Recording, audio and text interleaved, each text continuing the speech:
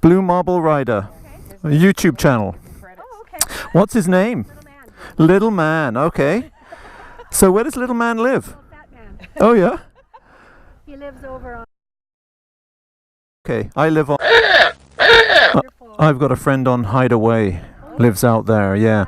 Right on the water, most beautiful view. She does her washing up and you look right out over the inlets on the other side. It's gorgeous, isn't it? It's absolutely wonderful. We're lucky we live here.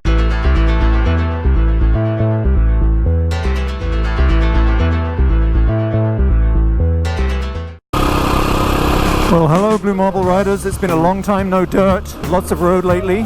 So I thought I'd come out today. Really late start. I was hoping to come out quite a bit earlier, but one thing and another came up, so I'm out. And I'm just coming to check out this trail because there was a new bridge here a while ago. We had blocked it with a tree. I've never been over it. I'm always come down here once in a while to see if there is anything. Ah, look at that. No, yes, bear scat. Awesome. What a great day though. I just love coming out on gorgeous days like this. So thought I'd just take it easy today. Got my fishing rod in the backpack. And we'll see what we can see.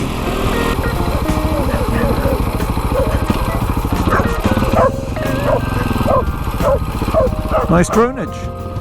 Hi guy.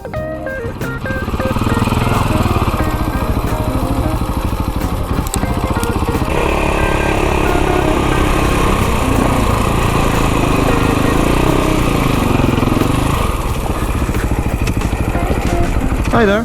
Can you like it? Yes, probably another 4 clicks. And then, well, basically you go up this road and then you'll come up a little hill. And I'll leave something there for you if you want. Some sort of stone arrow, and you turn left there. I hope my judgment's good. When you're on one of these, you don't really notice it too much. Here we go. Lost my cell phone here once. All my credit cards and everything. Didn't even realize for half an hour. Came back and there was my bank card, my Visa, my driving license. Because it's all in one wallet, and I had it clipped on the front because I was tracking and wanted to see where I was going. And I hit some rock down here. I didn't even notice. The ram mount was just a spring basically, and it just flung it out. Only cracked a tiny, tiny bit of the glass on it.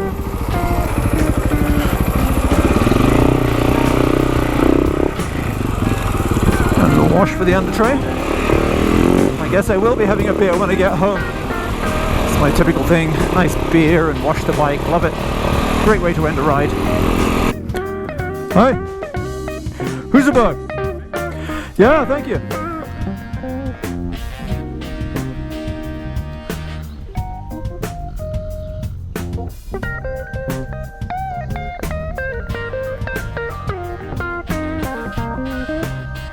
Tiny, tiny little snake.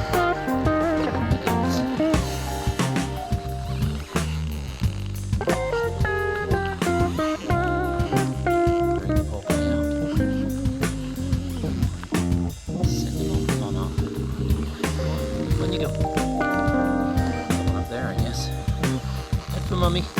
Come on. That's it. You can do it. That's it. There you go. Awesome.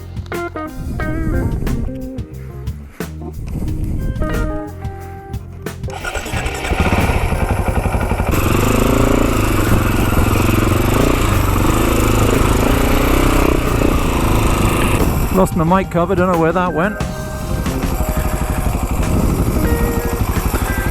Through the puddle.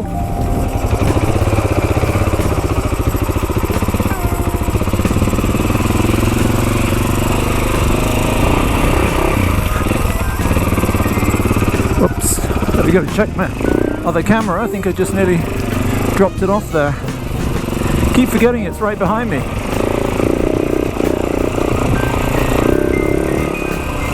Whoop, and again. It's not going to do it any good. Feels a bit weird now. Turkey vultures. Either a very good thermal or they think I'm dead in a minute. Not a chance. Thought I'd go down here. I've been down here for such a long time.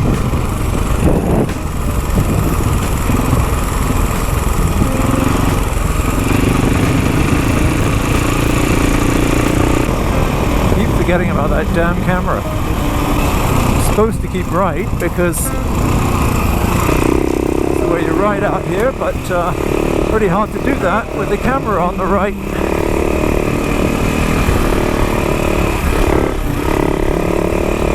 Ducking and weaving. Ah, that took a hit. Big hit. I've got to go get that one dealt with. Very carefully. Don't hit the camera pole. Don't hit the camera pole. Don't hit the camera pole. Oh shit. Duck. Yay! Made it. Have I made it through the rest of it? No pain in the ass, really. Duck down. Duck down. Kind of more like a riverbed than anything, this thing.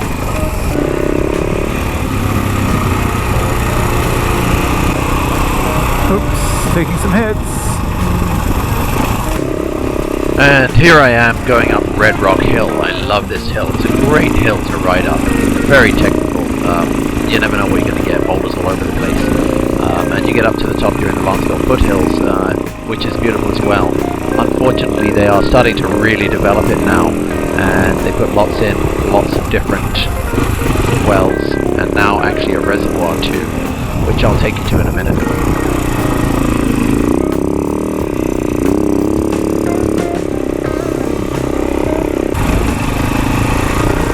So this is, I haven't been here for years, I don't really know where I'm going. I think there are some lookouts up here. This is all going to be for sale, they're building on it soon. It's a pity.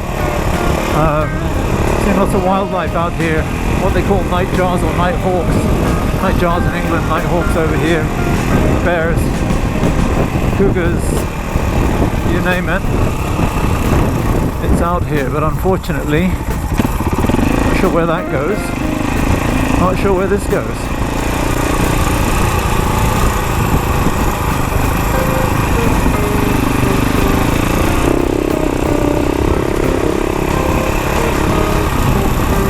Okay, camera. Watch the camera.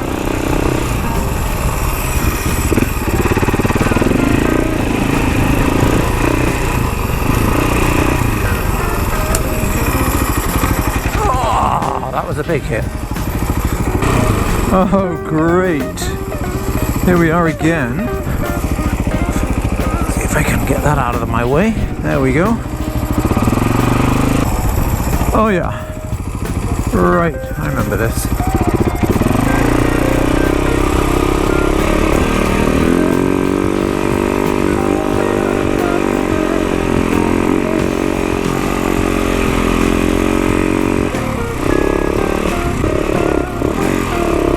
I had a lunch up here once.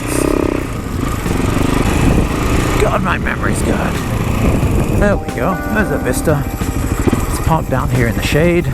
Give Ingrid some cool. Okay, let's go take a peek. I'm cougar country. Last time I was up here I did see a nighthawk. Flew up from the ground. It was a lot later though. I don't think they're nesting yet. This is beautiful. There's the entrance to Nanoose Bay. Strait of Georgia.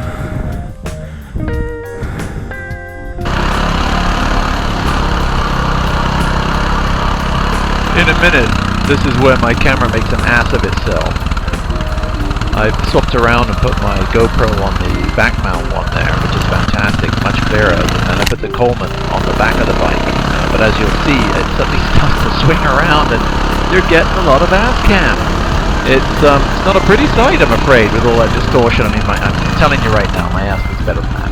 Anyway, here we go. We're on top of one of the hills now, and this is a huge reservoir that they're putting in, literally to fill with water for the lean months, June, July, August, September, so that the people who buy their lots here have something to tide them through, which should tell you, you know, if they overdevelop this area, it's going to be an absolute nightmare for water. I don't know how they got away with it, but they did. And of course, I'm a little biased. I love riding there. As you can see, it's really picturesque and beautiful little dirt roads to go through there on another ash shot again. And the camera just swings around by itself, as you can see. Just kind of swings backwards and forwards. And this is the first of a couple of hits. I managed to rectify that one, but coming up soon is another one. I'm coming down here now, coming down the Red Rock Hill, and I really enjoy that one as well. It's great fun. But pretty soon there's a bit of a catastrophe with the camera, and I'll let the film play out and let you watch what happens.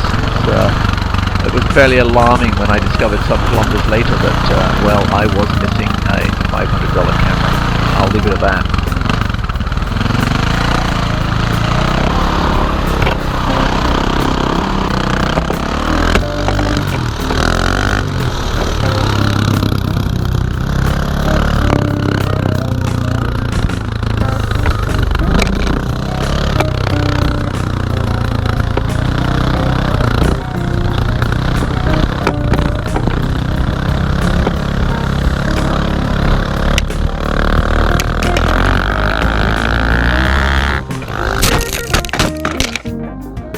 It was some 10 minutes later when I discovered the camera was gone.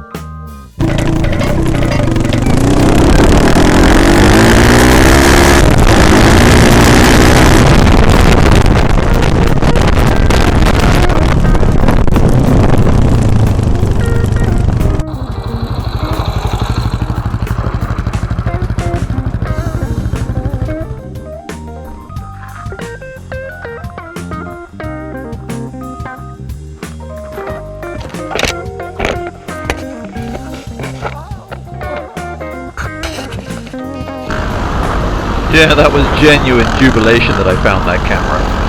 I went back very gingerly looking for it, but not as slow as I should have really. It took me a couple of passes to find the damn thing. I went whizzing through it. But finally picked it up. I was mighty relieved to get the camera back.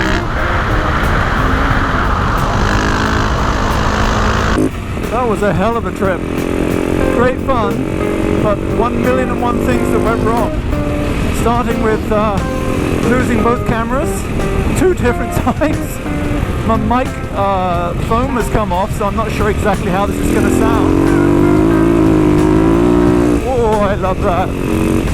Floaty, floaty rear end when you give it some. Woohoo! Big hole right there. Didn't see that for the moment. You know, I know how people can go off cliffs and so on and so forth. It seems stupid they're going flat out and they go over a cliff they didn't see. I tell you what, this bike loves to spin up its rear, light up its rear wheel, and it is so much fun that you just do it, especially when you're going around corners.